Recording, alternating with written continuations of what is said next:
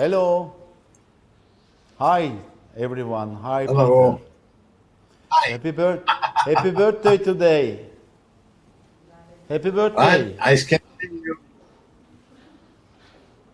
Everybody is Peter Eisenman today. You see that? Please blow out for your birthday cake. Please blow out. For you, I can do it together. Happy birthday. Alkışlayın hadi. Alkışlayın.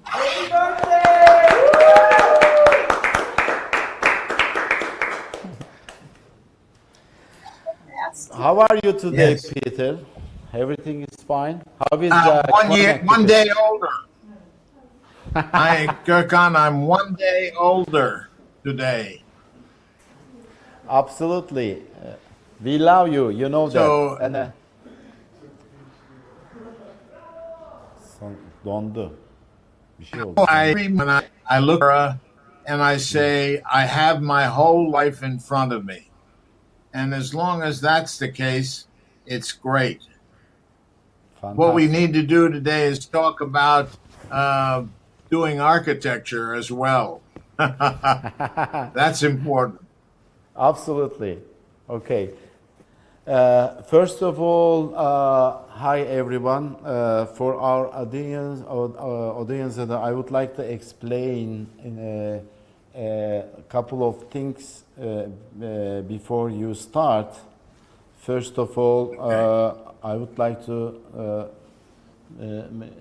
give an introduction about you, but you don't need any introduction. I would like to introduce for our audience, young people, young architects, and then, but also everybody knows you very well in the world.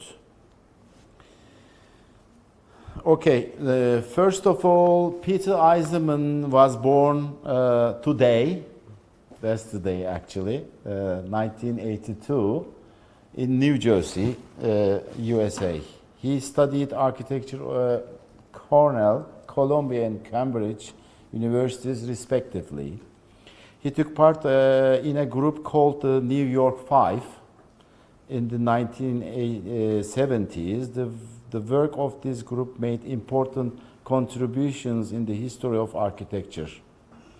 We really respect that. Eisenman, who teaches at Cambridge, Harvard, UPenn, Princeton, and Ohio State universities, is currently teaching at Yale University. He is regarded as one of the most important architects of the century for his contributions to the history and culture of architecture, both in theory and in practice. He has designed and realized exceptional works such as the Wengster Center for the Visual Arts, Ohio State University, the Monument to Murdered Jews of Europe in Berlin, the City of Culture of Galicia in Spain, and the Aronov Center for Design and Art, University of Cincinnati, and he designed already Yenikapi project in Istanbul, Turkey. He received many awards such as the Architecture Gold Medal by American Arts and Letters, the new one, the Topaz Medal by ACSA for his excellence in architecture education, and the Wolf Foundation Award, the art branch, and many, many awards. Thank you for everything. We learned many things from you. About the Yenikapi, and I would like to explain about the Yenikapi, what he designed for Yenikapi, the Archaeological Center and Museum project. The site 8,000 years is old, maybe more than that. The archaeological discoveries in Yenikapi have radically changed the understanding of the history of this geography. Human remains dating back to the Neolithic period have been found there, demonstrating the settlement of this area occurred long archaeologists had previously thought. The something as humble as cat remains demonstrate the differing attitudes toward animals in the East and West. And of course, there is the Port Byzantine built by the name is Theodosius in 379, 393, almost that time, which stayed in use as deep water port through the 11th century before eventually being filled in the 16th century. By the time in its construction, the terminus of the Silk Road had arguably switched from Rome to Constantinople or Istanbul. All trade arriving from the east and near east to the Black Sea was funneled through the Bosphorus, even during its decline as an empire. Byzantine Constantinople, which was one of the largest cities in the world in the 15th and 16th centuries, profited from the rents from the constant flow of the goods.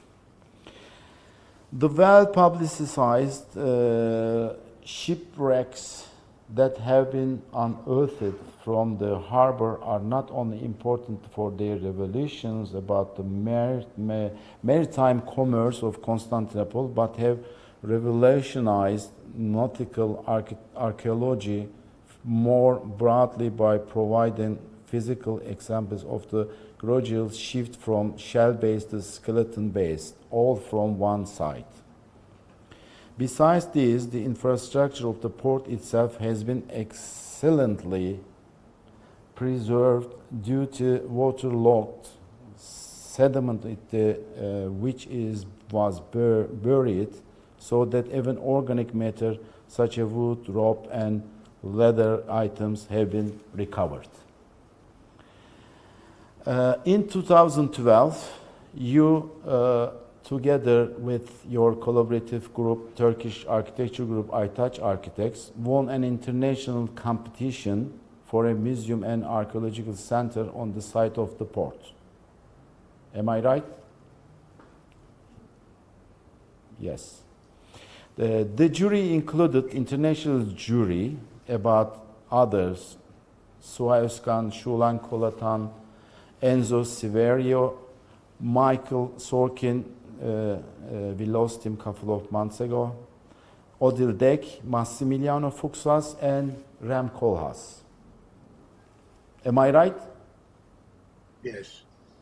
You completed the project, including the construction drawings, tender documents, all information, but the project was subsequently suspended by government reorganization, administrative changes, and political forces that are not entirely transparent.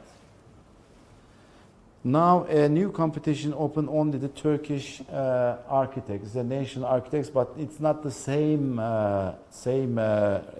RFP. And we understand this is arguably one of the most complicated sites for an architecture project in the world, and one of the most important terms of world archaeology, as well as the potential for tourism in Istanbul. And also we assume, I think that we hope that our audience today includes decision makers, academics, municipality officers, government authorities, those from the third sector, and of course young architects. And we believe the situation is that there is approximately 8 years old the project for which you did extensive research. Its future is not certain. Time may have changed, but one day or the other, Istanbul Municipality or other authority and others who will work on this site may one day wish to return to your thoughts and refer to your opinions. And in this respect, we want the discussion, and we would like to listen to you to be about the document or your documentary, about your design idea, because we believe someday the Turkish government knocked your door and asked again please continue the project. Our question is about your Yenikapi project. Please tell us from at the beginning what was your design idea and what happened till today. Thank you very much, Gokhan, for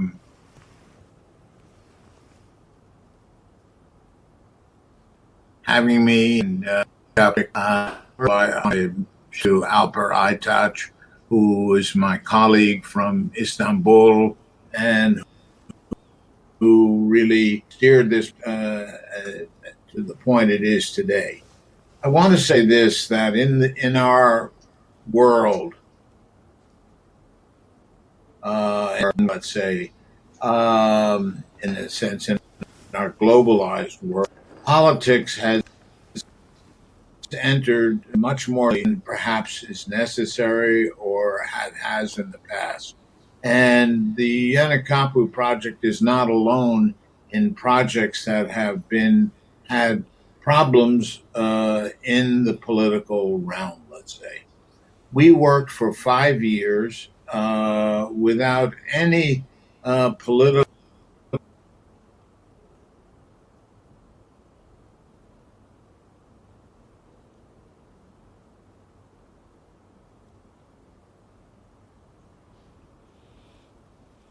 concern, let's it would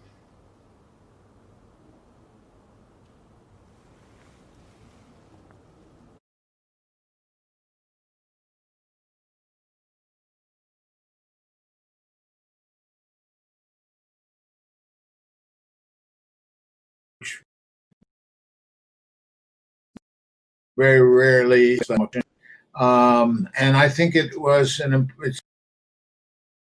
certainly was an project, and for my team, which was partly here in and it remains one of my more interesting projects, because what it does is take a traditional condition of building in Istanbul, which is in Hagia Sophia, which I'll show in some images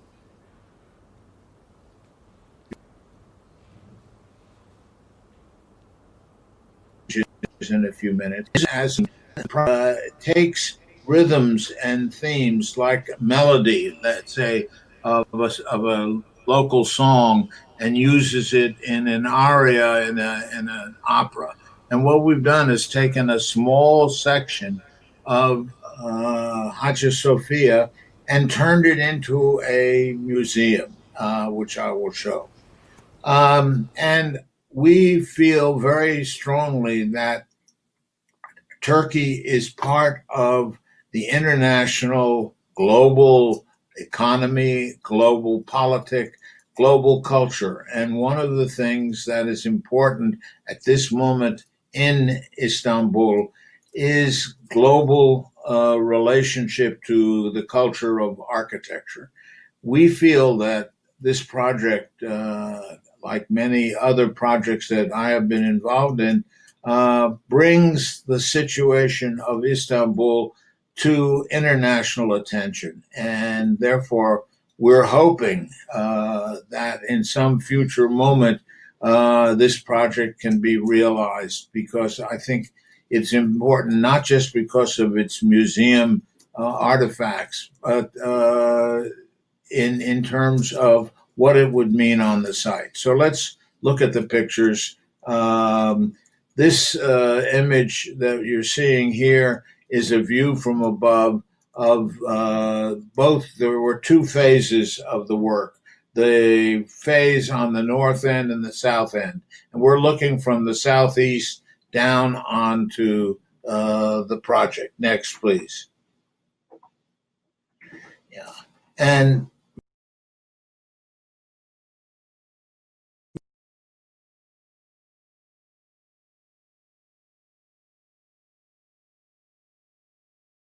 you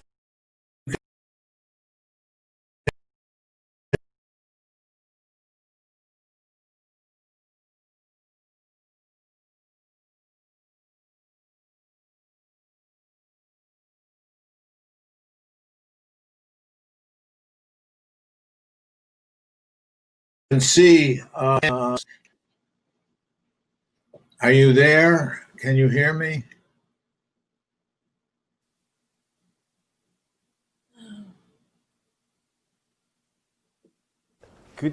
Could you start a couple of sentences at the beginning? Yeah.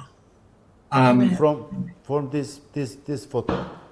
This is the grid, the general grid, the horizontal and vertical grid that it sort of exists on the site. You see the site on the screen is the empty white space surrounded by the black building structure, low rise.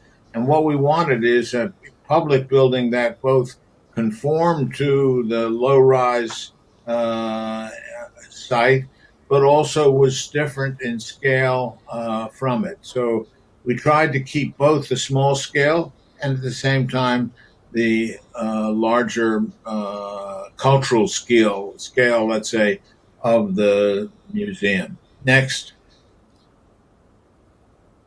This was a very important image for us. It shows the development of the coastline from the earliest prehistorical days. There's a brown line and the red coastline, which is what we were using for our site. Then there is an orange coastline and the black coastline, which exists today. So we took as our site between the important red line and the black line at the lower end of the site as a context that we would build on. Next, the seawalls. And so we went back to the organization of a four-part symmetrical grid, which you can see, which begins to show us in the colored section where we are going to build. Next. And the black outline is the outline of the site, and you see the relationship to the actual seawalls, and it follows on the west side one of the actual seawalls. So that was an important idea for us. Next, please. There you see the gray model, both phases, both A and B of the project. And you can see immediately to the east of it is the new rail hub, which connects Istanbul to the Orient. It's the first rail tunnel going under the Bosphorus. So it's a very important site in terms of the number of people using it that would move through as a kind of filter from the east, the lower part of the site, which you can see, to the west. And our building would be a filter for this kind of commerce. Next. And here again, you see the different urban projects. The black in the northeast corner is an existing neighborhood that we wanted to preserve in its scale and texture, which was very important to the idea of Istanbul in the present and in the past. Next, please. And the sketch that I made myself while we were working on this, I was very much involved with our Turkish team and engineers, Arab's engineering firm, which is an international firm. So we had a full blown take on this project. It was an important project that we felt needed a lot of attention. Next. And this was the most important discovery that we made. The drawing on the left is a drawing of the Hagia Sophia as it exists today. The drawing on the right is a cut section through Hagia Sophia, which reveals a grid, an unusual gridded structure with a different beat than this AAA or AB or ABC. It's not a Western orientation, but it seems to me Sophia. So there you see it for the first time in the red overlay on the gray. Next, please. And what we did was to fashion a building using that module as the repetitive module of a long building that stretched from the north to the south that encompassed the program of the museum, and use the Hagia Sophia grid as a repeating rhythm. So here you can see the first imposition on the project, and this now becomes the project with the Hagia Sophia grid. Next.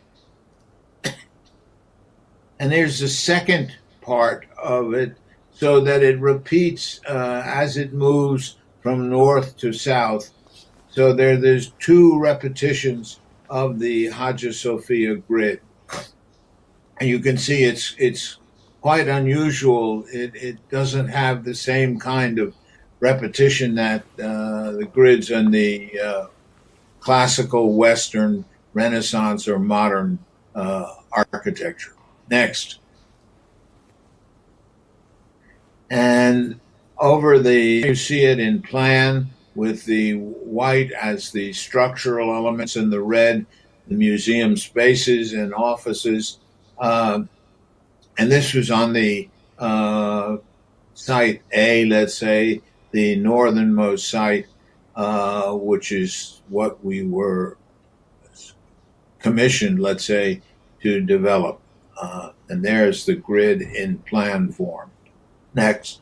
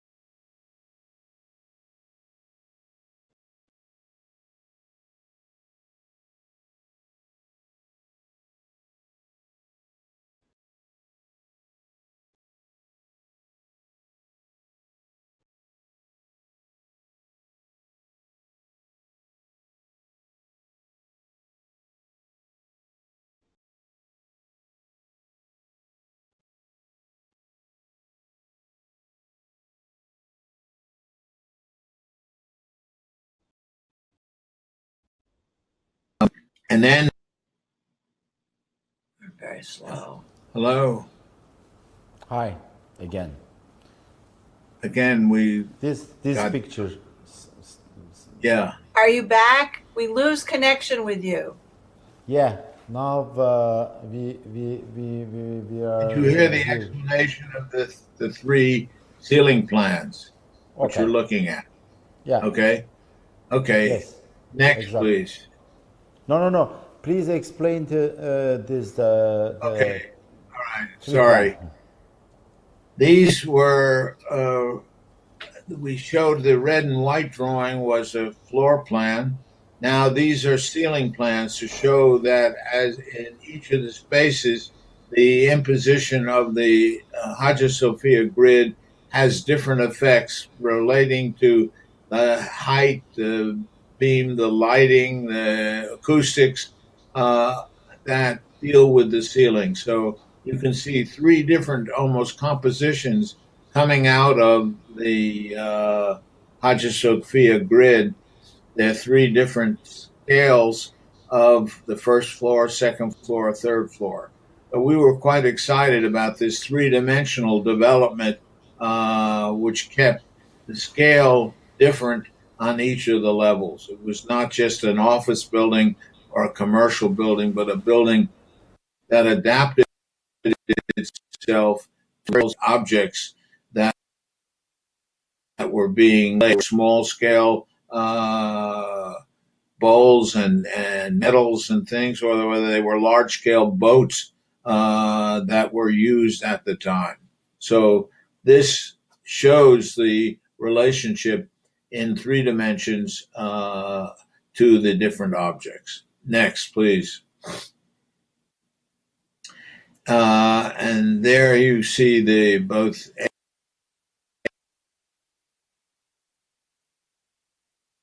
A and B, the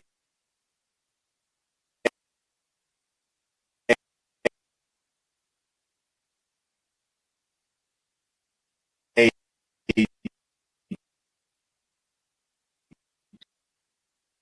to the right. What happened? You quit? Here we go. No, they're back. No, they quit. Let's get a next image. We've seen the model of this, and here's a different view of the model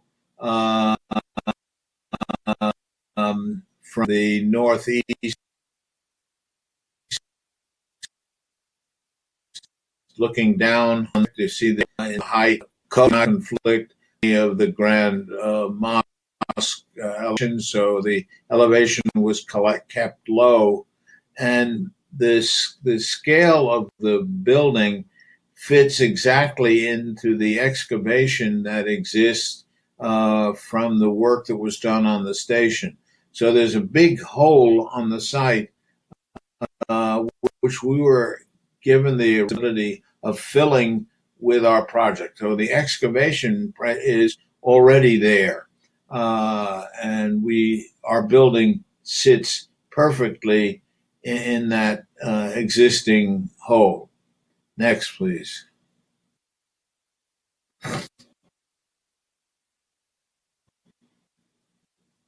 Our office and our office worked on sections at a larger scale. This is a series of models that we developed to look at the scale of the spaces. And it was very important for us in the development of the construction documents to articulate clearly the scale of the spaces, dealing from the large scale objects to the small scale medallions, etc. So here are the slices of the building that we developed at a larger scale. Next, please.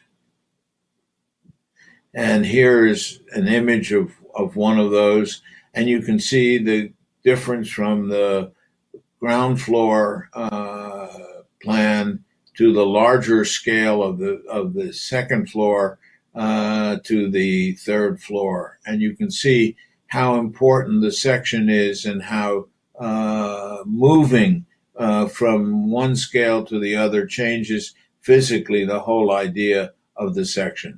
It's clearly not an office building, and it's clearly not a residential building.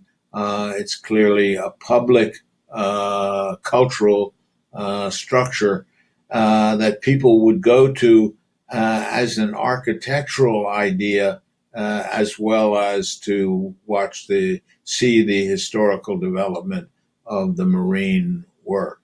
Next. So we have a series of these sectional models that we still have in our office. We were planning to use these sectional models on the actual site. In other words, to give the constructors a chance to look at these in 3 dimensions, because there's a lot of different movement in the surfaces, vertical and horizontal. So these were built to go to the site and use for the construction management. We were very excited about that, as was the administration. Next.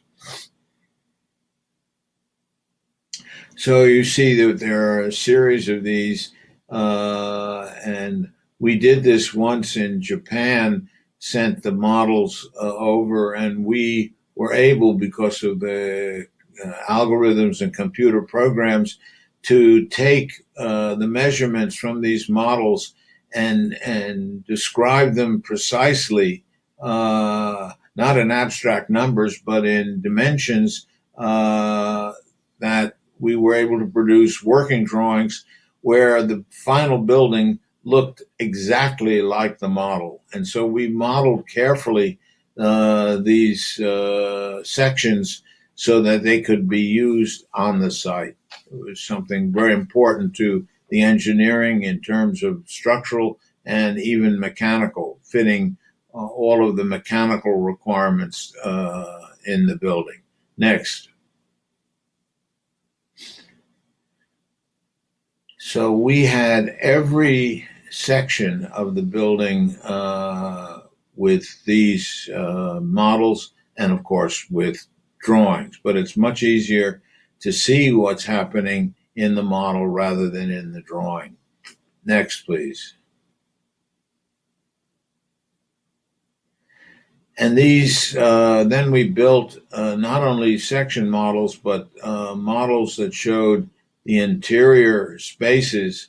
And you can see, looking at the ceiling is different than the floor, the cutouts in the spaces that give you different heights, different structural relationships.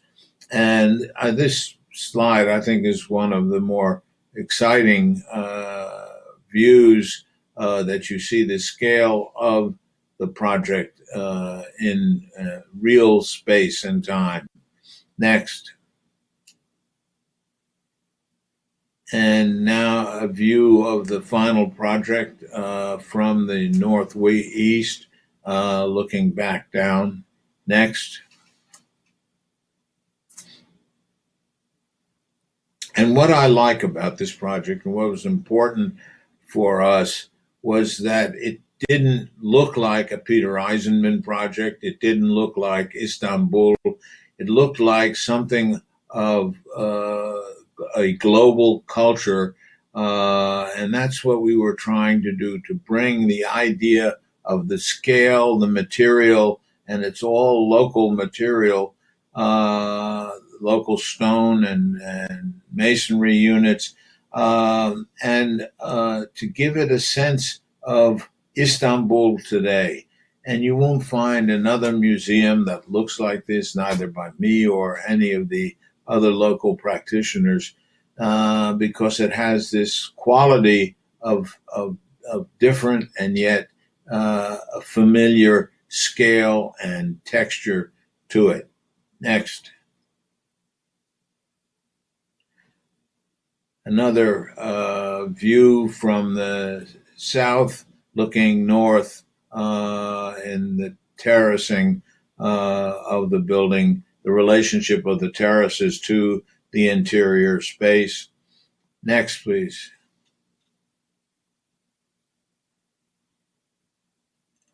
And a drawn view from the interior. Next, another drawing of looking down on the main gallery from up above on the third level. Next, the main auditorium, I think it was about 150 to 200 seats, but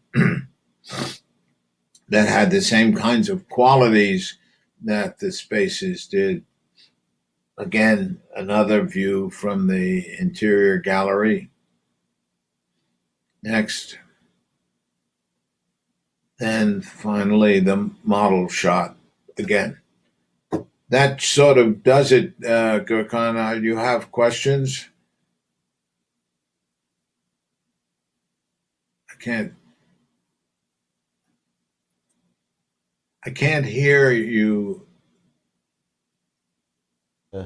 We have two questions, and Okay. The first question is about in what ways have you succeeded or not in exerting your resistance here and elsewhere?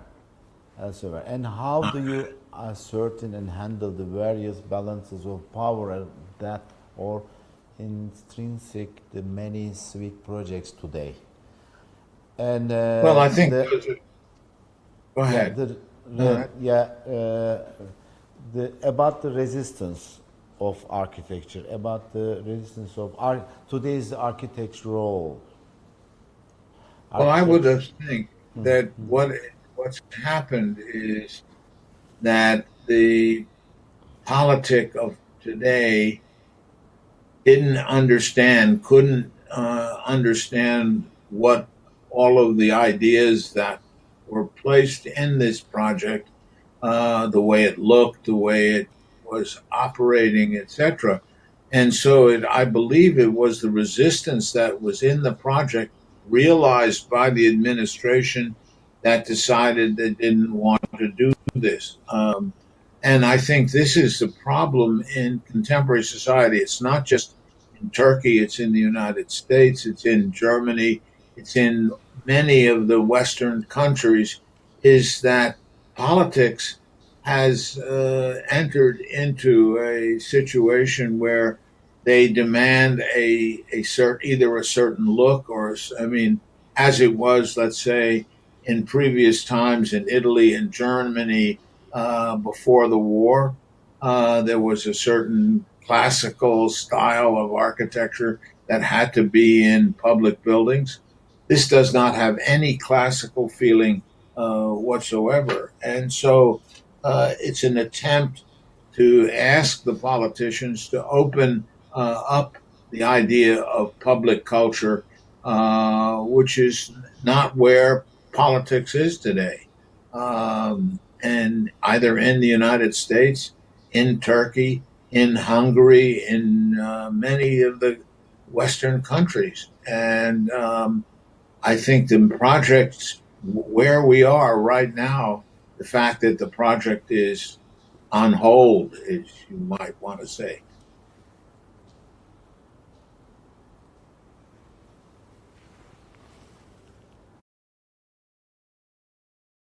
Or not scheduled built any that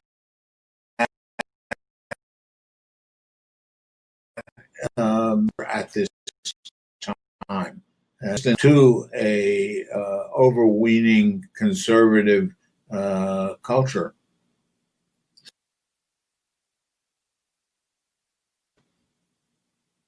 Okay, Gokhan, you Yes, and the competition about today by municipality, about not exactly your project.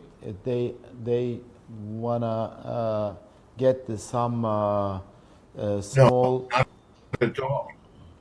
Yeah, not this. They would like to obtain the visitor center and some lavatory and that kind of some transportation relationship.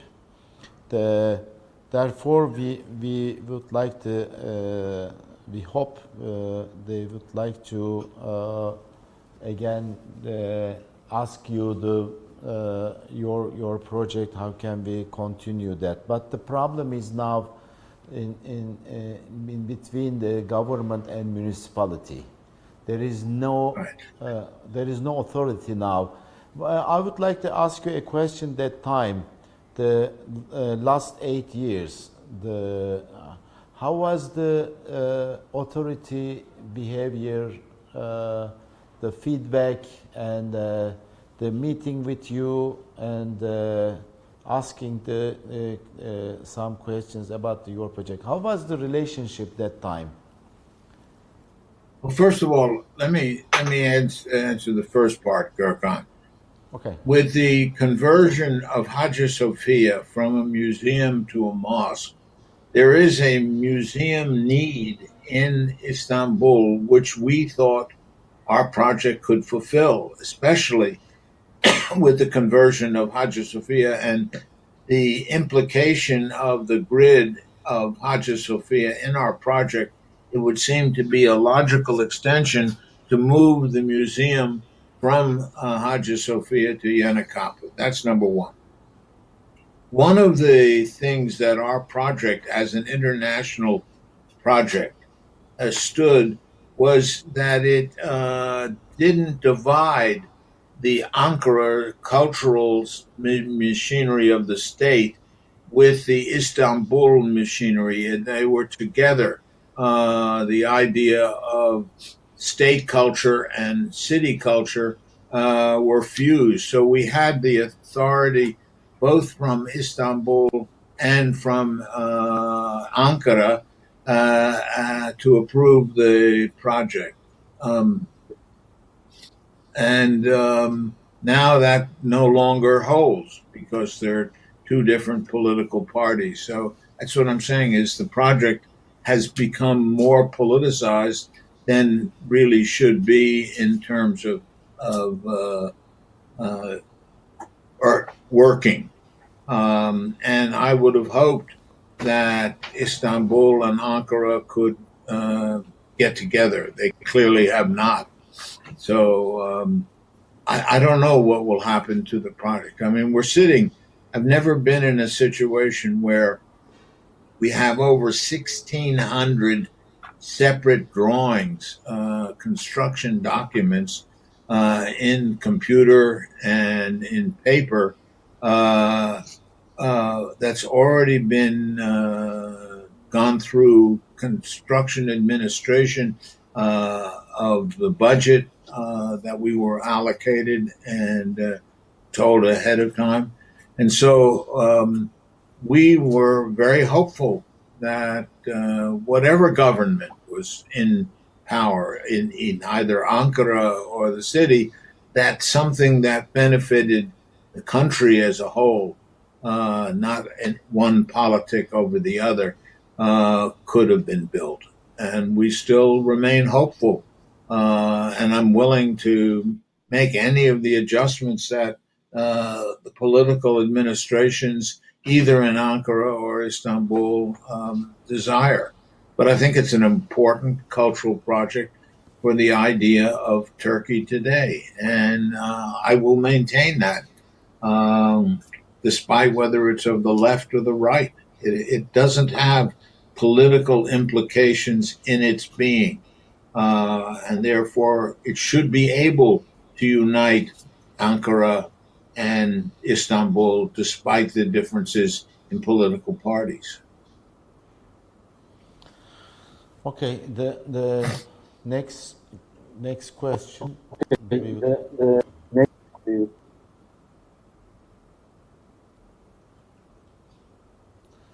Hi Peter, as you know, architecture is consistently about disturbing phenomena and the manifest something different than what was there before. How might we attempt to bring something to a site that has political, economic, and archaeological significance? Well, I think that's up to whoever looks at it. I think that it both tries to bring those ideas of the economic, political, social, archaeological together in a building that is uniquely specified for this site. It comes out of the seawall, it comes out of the material, it comes out of the scale, it comes out of all of the things. It's not imposed on the site, but comes out of the site. And I think that's one of its good characteristics. I didn't design this building to look like this or to be this way. It came upon me. And it's, to me, very exciting because it's not my child necessarily. It's a child of the site. It's a child of Istanbul and Ankara. It's a child of contemporary Turkey.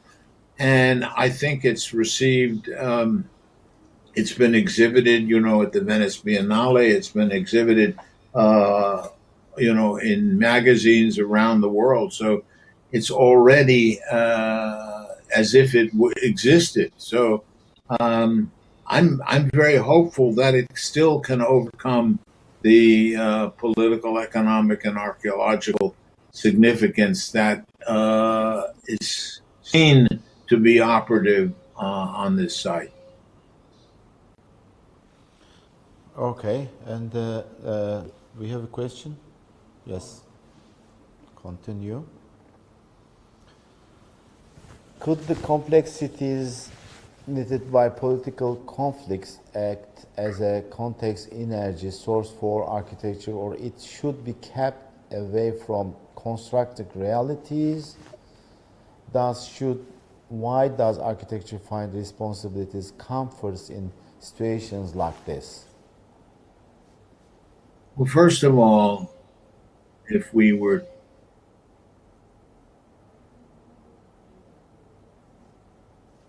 just to face reality, art is political.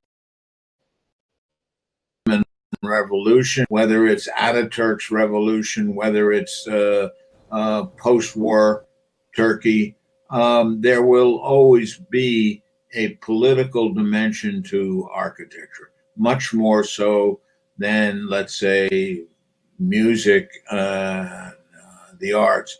Architecture is grounded in the political. It needs political sponsorship to construct. And that's where we are right now. We need the political will of the government and the mediation between Ankara and Istanbul to take place to build this. And it needs someone to think this is important for the mediation of politics, economics, culture in Istanbul today, that it represents that mediation. And without that, we will only have models and drawings.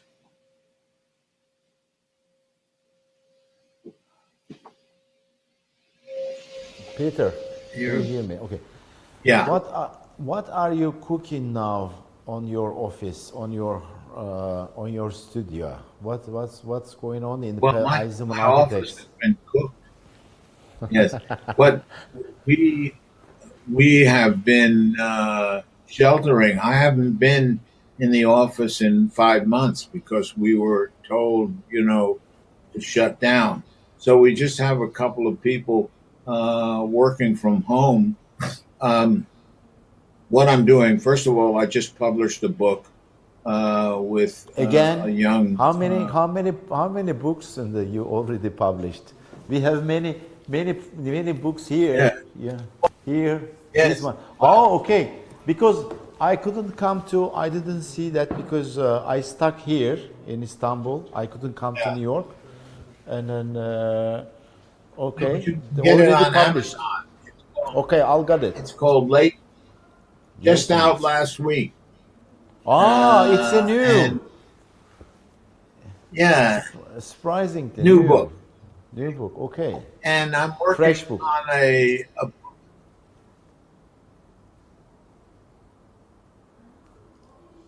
on Albert's interesting series, writing architecture. I've just completed a new curriculum for my design studio and for formal analysis. And we're talking about, which is a big thing in the West today, post colonial thought. And we have to be very careful about the idea of what architecture politically means today. And so we are changing curriculum on the fly as to what it means to be post colonial. And it involves an idea called the hybrid. So I'm on strategies for teaching. And, you know, we entered several competitions that we were not successful in, but you'll have to enter to win sometime. So we just finished also in Milano a residential 12-story residential complex, which I think is very exciting. And it's the first time we've done residential building. We had 85 units. And we're working the big project that we're waiting on. The biggest project we've ever had in the office is 2,000 housing units in a urban project in Tbilisi, Georgia. And we're waiting for the go-ahead on that. We just did the design concept on it, but it's the largest project that we've had in the office. It encounters offices, cultural facilities, plus the 2,000 housing units in a beautiful site in Tbilisi in Georgia. We're hoping that's going to get back on in the next couple of months. So you can see at 88 years old, I'm still publishing, I'm still teaching, and I'm still building what I hope to be big projects. So I'm very excited about the future.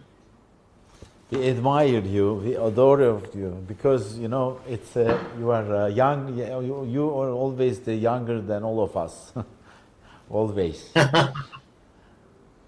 Okay, and Anyway, about the we're still looking to do a project with you, Gokhan. Come on, that was the last time we talked. You said we were going to do a. Yes, that's I'm waiting. My turn now. I promise. I'm working on the couple of projects. Working with you. It's Okay. We'll do it. But the Tbilisi project. Thank you. And then also our office is very exciting about working with you anytime. We are expecting good news from our developers working with you. And yes, the Tbilisi project, it's a 2,000 units, right? It's like a small town. Yes, right. Town. It's like a small town. Amazing. And it's got to be, you know, the scale again. It cannot be higher than 3 stories or 4 stories. So it's a low-rise, high-density project. It's not suburban, and it's not high.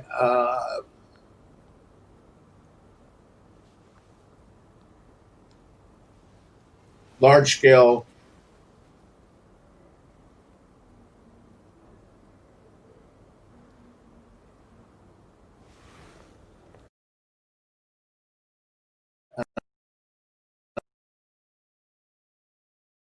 Project. It's a small but high. Freeze. Okay.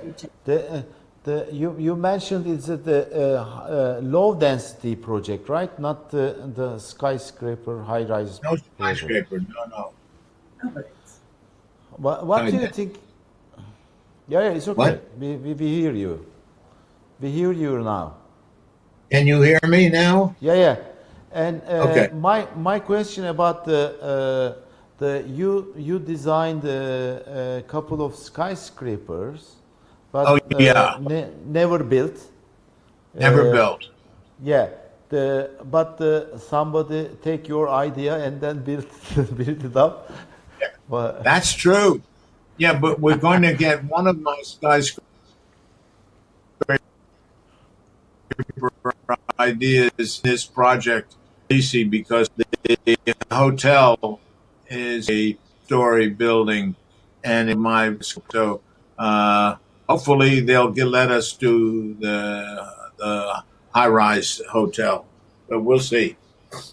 Yeah, and what do you think about the after post pandemic this time? About the architecture and developing will be changed.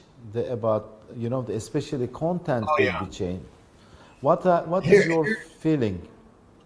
I feel that there's going to be change, but as we had a big flu in 1918, 19, architecture also changed, and the urban idea changed uh,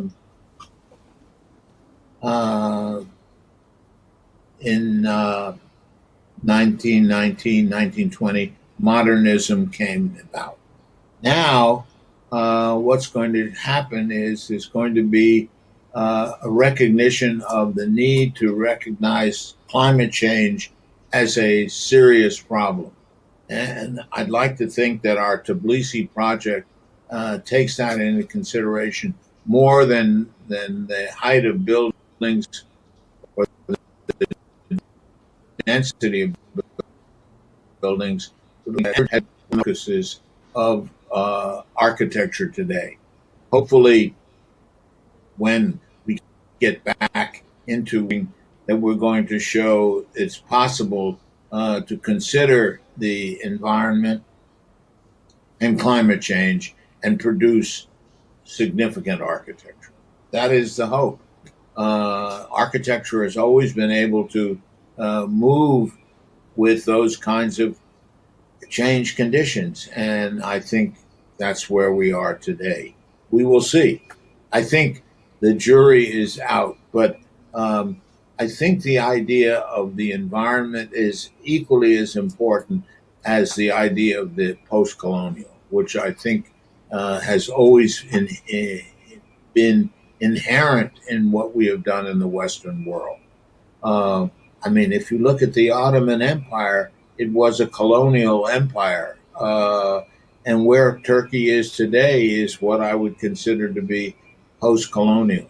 That is, and the problem that had the Ottomans continued to rule over Syria, Lebanon, Iraq, Iran, etc., we would probably be in a different situation today. But the fact that we are in a post colonial situation produces the kinds of problems that we need to take into consideration. And I think the fact that we haven't is that we need to see Turkey, that is the result, the outgrowth of the Ottoman Empire, as a way of leading a new idea of the Middle East. And I think without Turkey, that won't happen. Okay, how about the architecture education? Well, Because architecture education. we realized that at Yale you have some seminar and some session and lecture will continue in fall 2020 at Yale. Yeah, it's a good question. Um, if you were to read our brief for the studio for the fall, which I can send you, uh, it's very different than a brief that I would have made 2 or 3 years ago. So the pressures on architectural education in terms of the environment, in terms of the social and socio-political realities, are very consequential. And hey, for Peter Eisenman as well, I can't do architecture as an 88-year-old architect. I have to do architecture as a 40-year-old architect and think in those kinds of terms. So that's a difficult exercise for someone who is actually 88 years old, even though I may not feel it or seem it, that's the reality. I've got a few more years to teach. I'm hoping to teach, well into my 90s, and to be professionally active. There's no reason to live if you can't use what you've learned in the 80 years you've been on this earth, to build, to think, to publish, to teach. Then you ought to stop. Again, to design, Yeah. build, Design, build, think. teach, and write. I see the Aldo Rossi only mentioned the three things: design, build, and teach. But you add a couple of things But more. he wrote The Architecture of the City is a very important book. Yeah. But Aldo Rossi is a good model.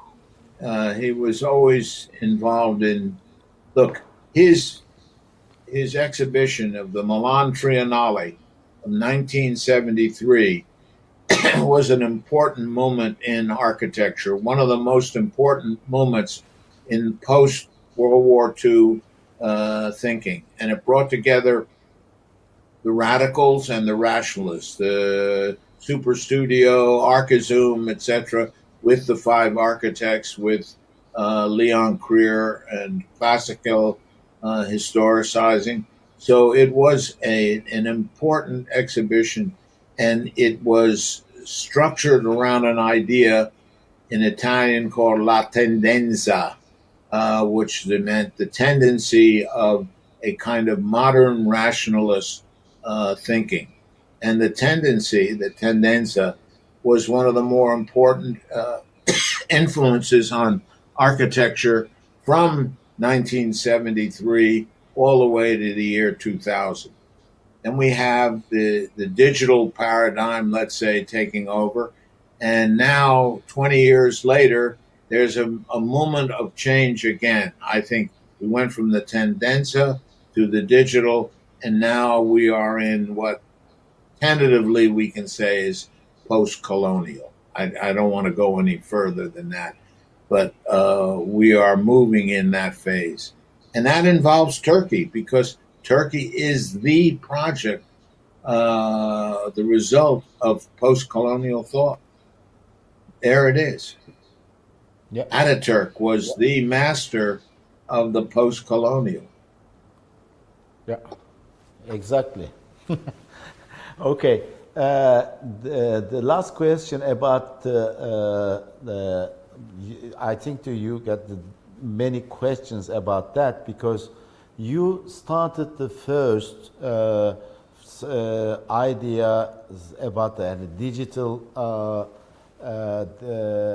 digital time, working with the computer and some tools and the softwares.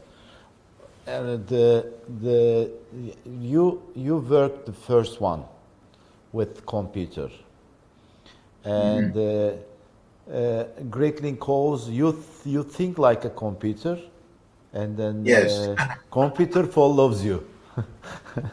Computer follows you, yes, and then but always you reject and reject the calling you the one of the member of the digital, let's say the digital club or Yeah. or society. Not Patrick Schumacher. Yeah, we would like to hear from you about that, because the young architects and then students are confused about that. They always you think, and then you are always the mention the digital tools and thinking with the digital software, and also you mentioned many times your design always use that kind of the methodology. And also you mentioned, and a couple of months ago we met on YouTube with Mario Carpo. his book, especially Second Digital Turn, Right. he had written about you, about your role. Let me say, Gurkhan, let me just say something. Absolutely, If you therefore I'm believe asking. the idea of resistance, that architecture can provide resistance to commerce, to consumption, that one of the great things about architecture is to resist consumption. The object of computation is to make consumption more possible. Okay, Yes. more you can make on a computer today with the algorithms that exist things that could never have been done by hand or in a mechanical way.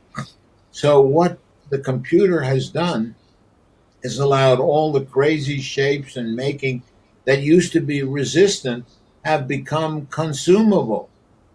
And now we have an architecture of consumption that is powered by the algorithms of the computation. We still haven't come to terms with that. In other words, what does that mean? How do you project resistance with that possibility? And that's the question I ask myself, and you're asking too. And I don't want to be part of the consumption model. I'd like to still be part of the resistant model, and that's got to change. And that's what I'm working on. What is the resistant model in the era of the digital 2 or 3? And I don't know the answer to that, but if there's a problem that I am working on, it is in relation to the digital. So you ask the right question. I can't give you the right answer. There is no the right question about We'll build a building. What I'm interested in is building buildings. yeah. And if we build a building and it's resistant, we know how to do it. If we don't, I don't know. Okay, today the young architects and young students, what is your advice for them? My advice for them is to become a lawyer. No.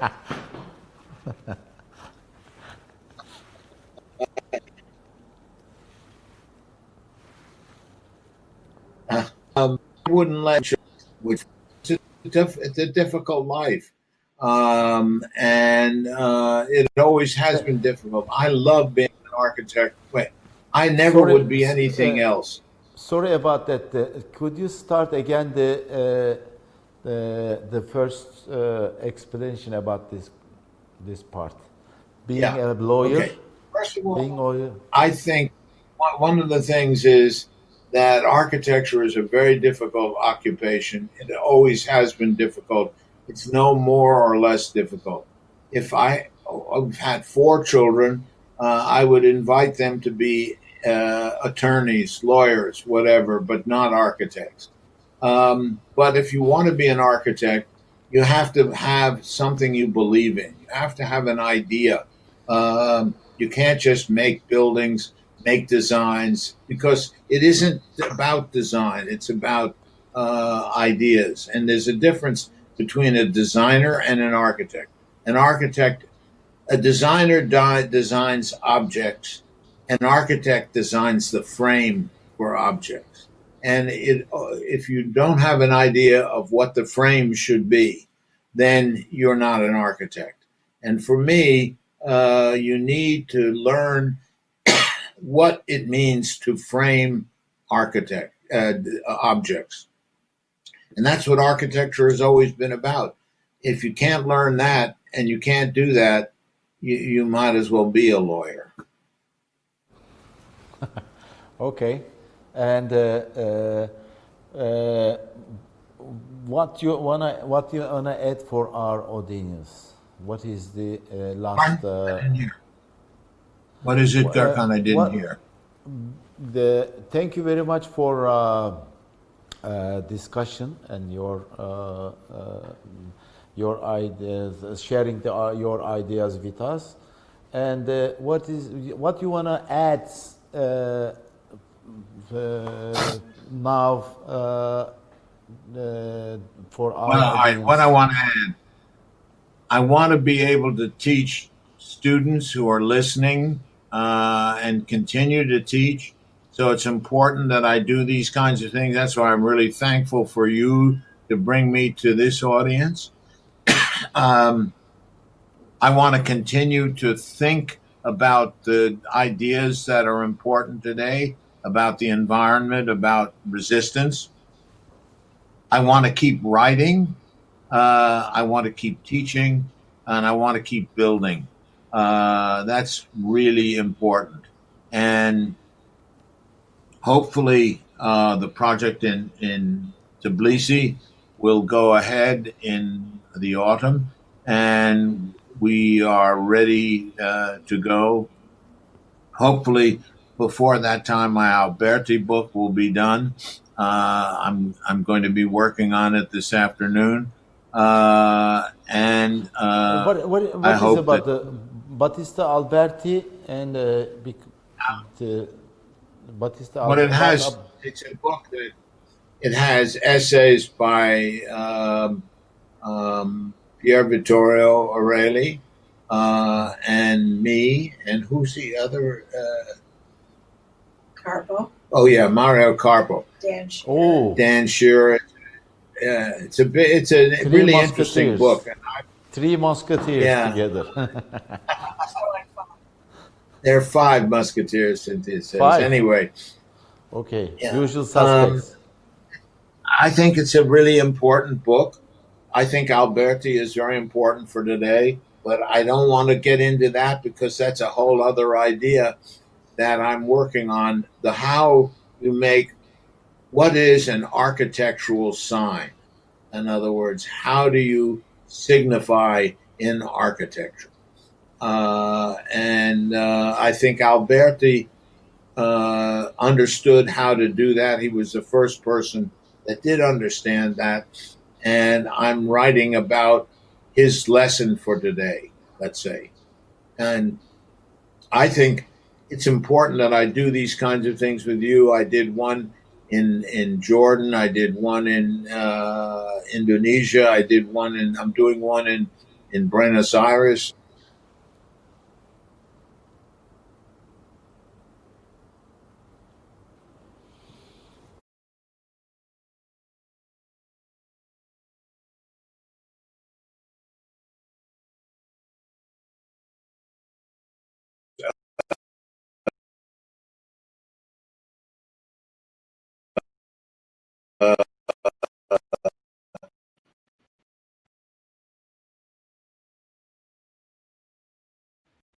If I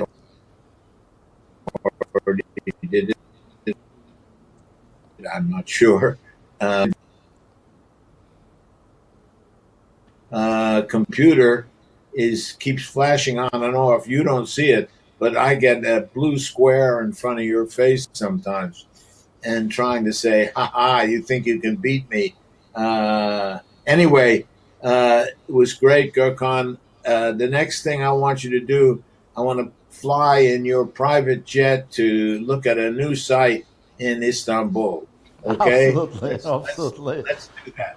Okay, let's say the think, design, build, Right. publish, Right, publish and a book, teach, and publish, teach. and teach. Fantastic. Thank you very much for all the advice. See you. Happy birthday again. Thank you. And also a big shout out for Fenerbahce. Yeah. Okay. That's All right. important. Important. Without that, I'll do it. Okay. Thank you very much. Have a nice okay. Thank you. day. Hey.